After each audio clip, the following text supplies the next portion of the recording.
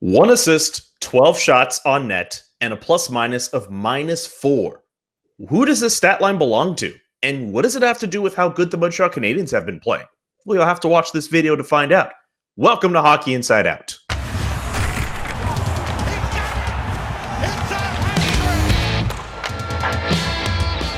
My name is Julian McKenzie, and joining me once again are the usual suspects for this week's show: Montreal Gazette columnist Stu Cowan, Jessica Rusnak of CBC Daybreak Montreal, and former Montreal Canadiens defenseman and NHL assistant coach Rick Green. I trust you all have had great weeks. I can imagine the Montreal Canadiens are feeling pretty good about themselves after starting off their road set of games. The games on the road, of course, with wins over the Edmonton Oilers earlier this week on Saturday and on Monday. Pretty much held the entire team to 2 goals. And we'll get into more about how they treated Connor McDavid and Leon Draisaitl in a second. But just to start off, which Montreal Canadiens players impressed you the most in their 2-game series against the Oilers?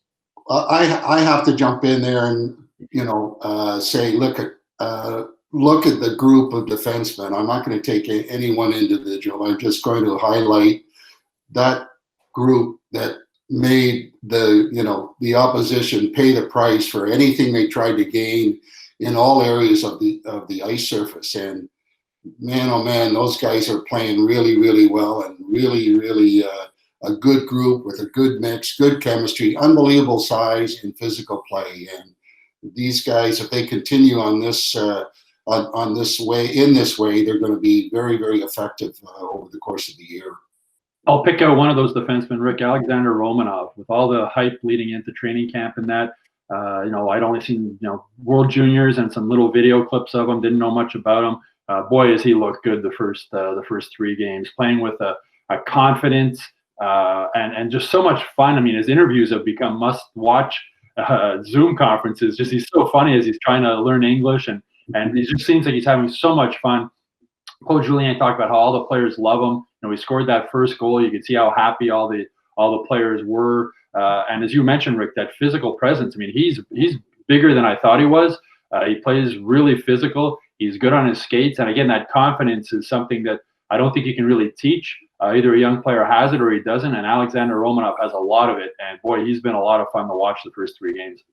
And even his work ethic, that's something that Shea Weber has commented on, and Claude Julien, that he's the first guy on the ice and the last guy to leave. And he's definitely been a guy who's been shining in these games. I'm going to pick up another defenseman, Jeff Petrie. Going back to where his NHL career started, he had great games against Edmonton, getting on the score sheet, and I think really helping the offense as well when the defense are able to come in and help that out. And I think the most exciting part was the second game against Edmonton, the revenge game, to see what Edmonton would do. They weren't happy with losing 5-1, and the Canadiens being able to control that game, especially first period, them taking 3 penalties. It could have been 3-0 very early on and would have been difficult to get out of there, but the Canadiens didn't lose their cool, and they were able to find a way to win that game.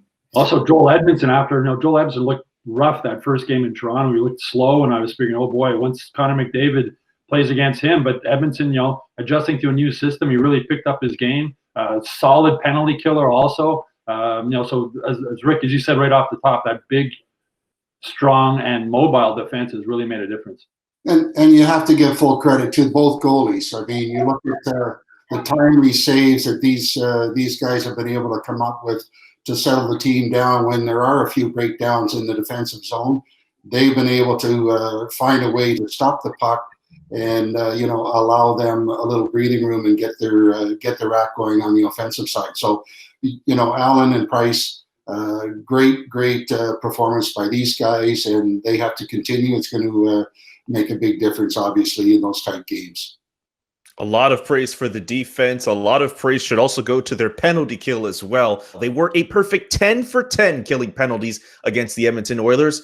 Guys, what was the penalty kills recipe for success to get that number? 10 for 10 is a really good number, especially considering the weapons they have on offense. But that being said, though, they still took a lot of penalties. Is it still kind of a concern that the Montreal Canadiens took as many penalties that they did, even though they killed all of them? Well, I see a big difference in how aggressive they are up ice. I think this is something they talked about during the camp or whatever you want to call it, trying to get pressure on the opposition to not allow them the time and space and the ability to get set up. And you notice that they're really aggressive up the ice, neutral zone. And then once they do enter the zone, they are selective when they start with an aggressive box. They try to keep everything on the outside. And again, full marks to the defense for trying to keep the opposition to the outside to let the goalie see the first shot. And then they're very, very aggressive on getting to the rebounds. And I don't knock the fact that, yes, they're taking some penalties, but they're getting involved. That means they're playing, an aggressive type of game. And obviously with the penalty killing doing what they're doing, they're able to offset that and allow them some success. But all good things happening on that front right now. And of course, your best penalty killer is your goalie, and they're doing the job also. Yeah, the 10 for 10 was impressive enough. The fact it was against the Oilers, who had the best power play in the NHL last season, clicking at better than 29%. The second best team was Boston at 25%. That just shows you how good that Edmonton power play was. Canadiens just a lot more aggressive on the penalty kill, it seems, this year. Mentioning Edmonton before, he's one of his specialties is penalty killing and blocking shots. The other fact is that Claude Julien was able to use 7 different forwards as penalty killers. You had Lehkonen, Suzuki, Danault, Armia, Byron, Evans, Toffoli. So especially when you're killing that many players, that many penalties, the guys aren't getting as tired, and you can change guys really quick and throw fresh guys off. Whereas before, you basically had 4 penalty killers, and it was the same 2 guys as a group going back and forth on the ice. So now he's got a lot more depth on the penalty killing, and that allows him to play that more aggressive penalty kill style. And it also, I think, helps that they're not just standing around watching. And I think that was a big point last year, that you could tell a goal was going to come because you saw they weren't really doing anything to try and, create something to stop the puck from going in. And that's a huge difference. But kind of what Rick brought up about the goaltending, I think also having a reliable backup goaltender going in there, especially the first game for Jake Allen as a Montreal Canadien, and he had to see a lot of shots early on. And I think when players have the confidence in their backup goaltender as well, that helps them as well in the penalty kill. Also, the Canadiens had 2 shorthanded goals, don't forget. So that's, Paul Byron's speed, and Evans scored one. I was so happy to see him shoot on that 2-on-1 with Paul Byron, a young guy. You figure he'd want to pass to the veteran or think he has to pass to the veteran. He didn't. He shot the puck, got the rebound, and scored. So they're dangerous offensively on the penalty kill too, and that has to be in the back of the minds of the guys playing the point on the other team's power play, that these guys know if you cough up the puck to Paul Byron, he's going to be gone. I just want to say I love the fact that Jake Evans is getting praise here. I think he's a guy who's, obviously, we know about his story being a 7th-round pick. We know about the fact that he had to go through his lumps in the AHL. He's now found himself a hole on the 4th line. And not only in terms of getting that shorthanded goal, I love how Claude Julien praised him for the fact that he trusts him to be able to use him on the penalty kill and also to go up against 2 of the best players in the world in Connor McDavid and Leon Draisaitl. Claude Julien specifically mentioning Jake Evans, he had no problem deploying him against those 2. And I'll bring up that stat line I brought up at the beginning of the show. 1 assist, 12 shots on net, and a plus-minus of -4. That is the stat line for Connor McDavid and Leon Draisaitl through those 2 games against the Montreal Canadiens. And yes, Evans deserves praise, and Suzuki, of course, should deserve praise against how he played those 2. Philip Deneau, of course, the best defensive forward on this team, should get praise as well. How much did Philip Deneau have to do against how shut down the Montreal Canadiens put on Connor McDavid and Leon Draisaitl? I think a lot. I mean, Philip Deneau, when Canadiens fans criticize him on social media and whatnot, I sort of roll my eyes like, are you not watching the game or do you not understand hockey? He's a 200-foot player. There's a reason why he was 6th in the Masterton voting last season for the top defensive forward. He's so smart, and he knows how to play guys. But, I mean, you don't shut down Connor McDavid and Draisaitl by yourself. We were talking about the physical defense before. That had a lot to do with it. Good goaltending had a lot to do with it. But Philip Deneau is just such a smart hockey player. And as much fun as it is to watch Connor McDavid play, it's just as much fun for me to watch Philip Deneau play against the top guys, and just the smart moves he makes, and just how he knows how to take away time and space from guys. And, Philip Deneau is one of those guys, he's in the contract here. A lot of Canadiens fans want to see him gone. I don't know if the Canadiens are going to be able to afford him. But he's one of those players where I think a lot of fans you don't really appreciate until they're gone. And this team without Phillip Danault right now would be a lot different team, I think, just with that ability to shut down the top players on the opposition. And I think that Phillip Danault has done a good job of taking the torch from Thomas Plekanec, because that was his job for many years with the Montreal Canadiens. And Sidney Crosby was one of the players that he was able to get under his skin and really take him out of the game. And that's what it kind of reminded me of when he was facing Edmonton and really throwing these star players off their games and not being able to get on the score sheet, because they can be a difference maker. If you just give them a little bit of time and space, all of a sudden it could be a whole different kind of game. And I think if the Montreal Canadiens do lose Phillip Danault, you're really going to notice him. It's kind of one of those players that they don't show up that much when it comes necessarily to goals all the time, but they're going to be the ones that keep the other players who can score a lot of goals off the score sheet and help the Canadiens win that way. And he's just been doing a great job so far early on in this season. And he had the most ice time of all the forwards against the Oilers. That just shows you how much that Claude Julien still relies on Phillip Danault. And you also have to give full marks to Suzuki, because there's been a number of times that he's been out on the ice and has been very effective in his defensive play and eliminating a lot of scoring chances against. But one thing remains the same. Right now, the opposition, no matter who they're playing against, are not having a lot of fun going to stand in front of the net right now. They are paying a price. I'm almost happy to see that the referees are allowing, I think, a little more than usual as far as physical play goes. As we've seen in other games, there's some cross checks and broken sticks that are happening. They're letting it go. They try and even it up, but it's not fun standing in front of the Canadiens net anymore. Just ask Austin Matthews or his agent. I was wondering when you were going to bring that up. Oh my goodness. Let's move on to the next question here, guys. It's a viewer question of the week. I'm glad we're able to start to do these ones. If you leave questions in the comment section of our videos, we may get to them in future episodes. And this one actually comes from two people, Drew Deeks and Alvin was here. And I'm very surprised that we've been able to avoid this topic for so long, but we might as well delve into it right now. This is the question. How realistic is a trade for Pierre-Luc Dubois from the Columbus Blue Jackets, and would he be the game breaker the Canadiens are missing to be taken seriously as a Stanley Cup contender? Well, I think if you want to get a player like Dubois to come to the Canadiens, you've got to give something good up.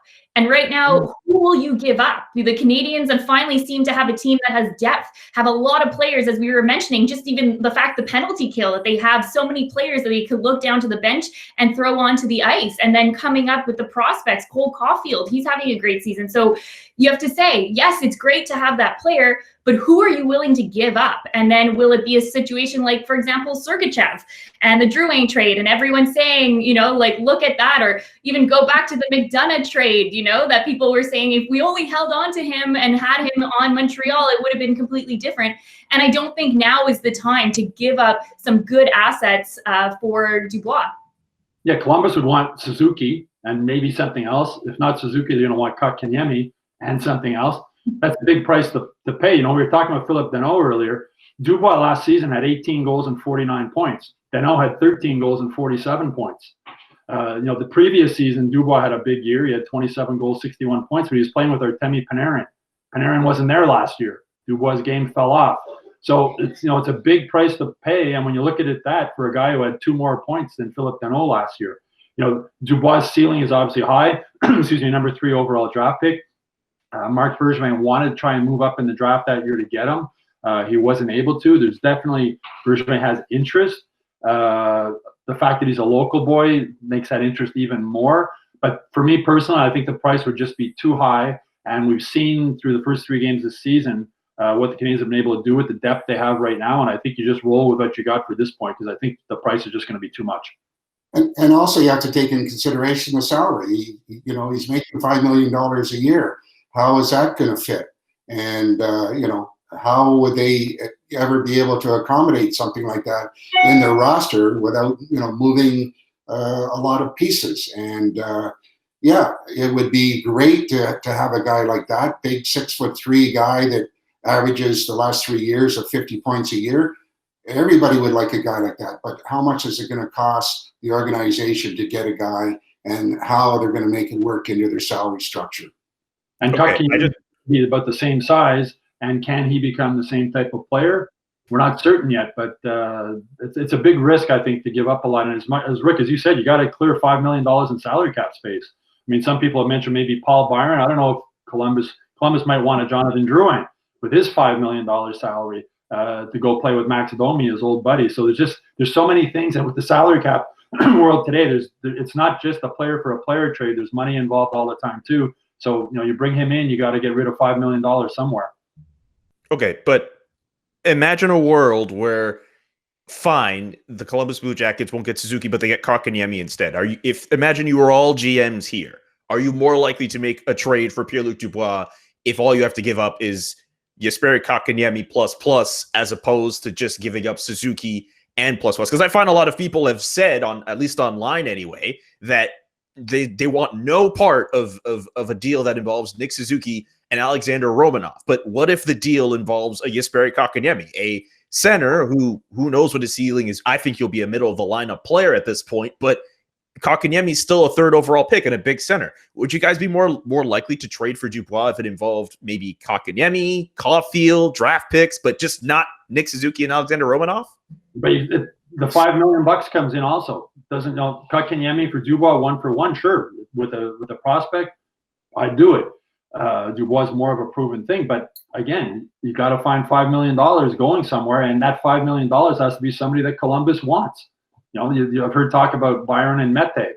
You're talking about a fourth line guy and a guy who hasn't been able to make the Canadiens roster in exchange for Dubois, and Kotkaniemi, a guy who was in the minors last year who still isn't proven. I just don't think Columbus is going to get offered a lot more than that to get Dubois.